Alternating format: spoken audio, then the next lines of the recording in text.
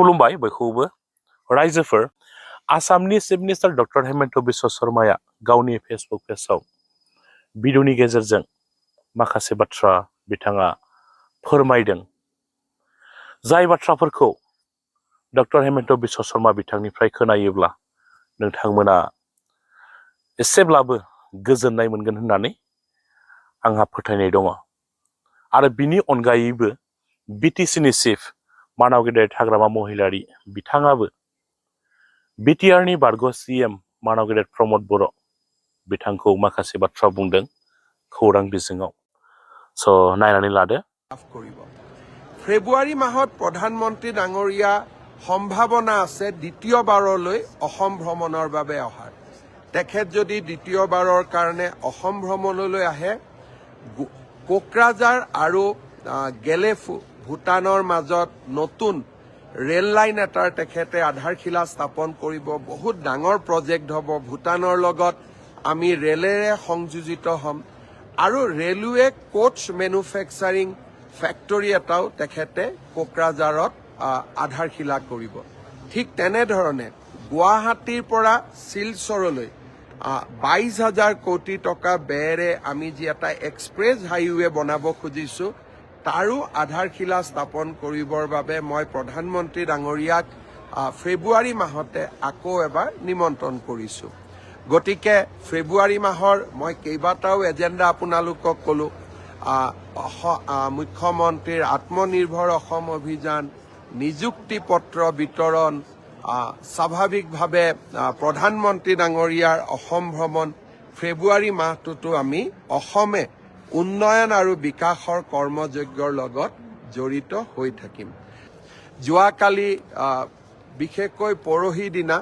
কোকৰাঝাৰৰ ঘটনাক লৈ মই যথেষ্ট চিন্তিত আছিলোঁ সেনা বাহিনীৰ আমি সহায় ললোঁ CRPFৰ সহায় ললোঁ আৰু যোৱাকালি আমাৰ কোকৰাঝাৰত অনুষ্ঠিত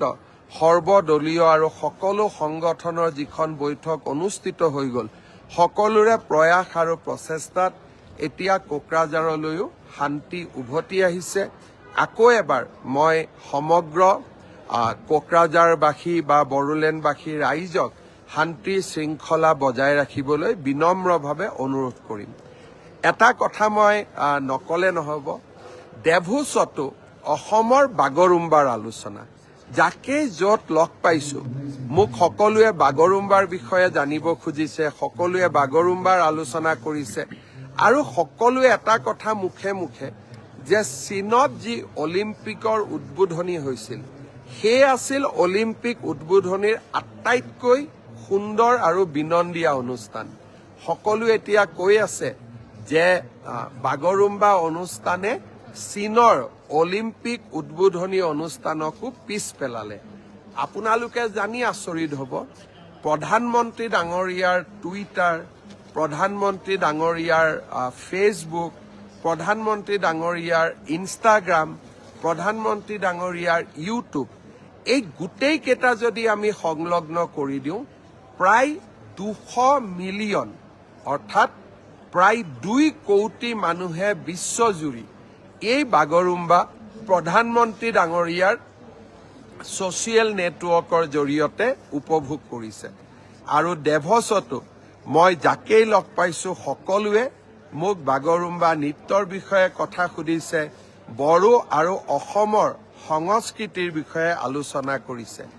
বিহু ঝুমুৰ আৰু বাগৰুম্বাই অসমৰ সংস্কৃতিক বিশ্বৰ শিখৰলৈ লৈ গ'ল ইয়াক আমি আৰু বেছি জনপ্ৰিয় কৰিব লাগিব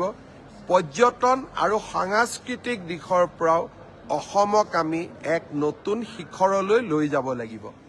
আগত কিন্তু প্ৰমোদ বৰাই আপোনাক দাঁত নোহোৱা সিংহ বুলি কৈছিল বৰ্তমান নিৰ্বাচনত কোনটো টাইগাৰ আছে তাত নাথাকা ওচৰত যাই পেলাই চাওক কথা হয়তো কাৰিকৰ ঘটনাক লৈ প্ৰমোদ বৰাই কৈছে যে আমি সকলোৱে ইজনে সিজনক দোষাৰোপ কৰি লাভ নাই শান্তিৰ হকে চবে কাম কৰাৰ কাৰণে আহ্বান কি ক'ব যোৱাকালি বেলেগ আজি বেলেগ ক'লে কি হ'ব সিয়েতো প্ৰমোদ বৰাইতো কৈ আছিল যে BTCত গভৰ্ণৰ লাগে বুলি BTCত গভৰ্ণৰ লাগে যেতিয়া নাকি BPF চৰকাৰ বনাব তেতিয়াহ'লে অশান্তি হ'ব, এইবিলাক কথা কোনে কৈছিল আগত? ইলেকশ্যনৰ নিৰ্বাচনত আগে আগে এইবিলাক কথা কোনে বাহিৰ কৰিছিল? কোন দলৰ মানুহ?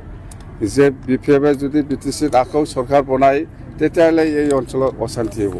এইবিলাক কথা কোনে আজি ক'লে হ'ব?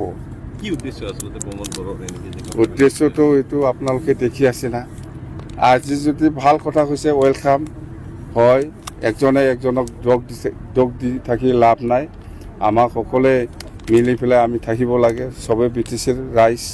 চবেই BTC-ৰে মানুহ। এই অঞ্চলত উন্নয়ন চবেই বিচাৰে।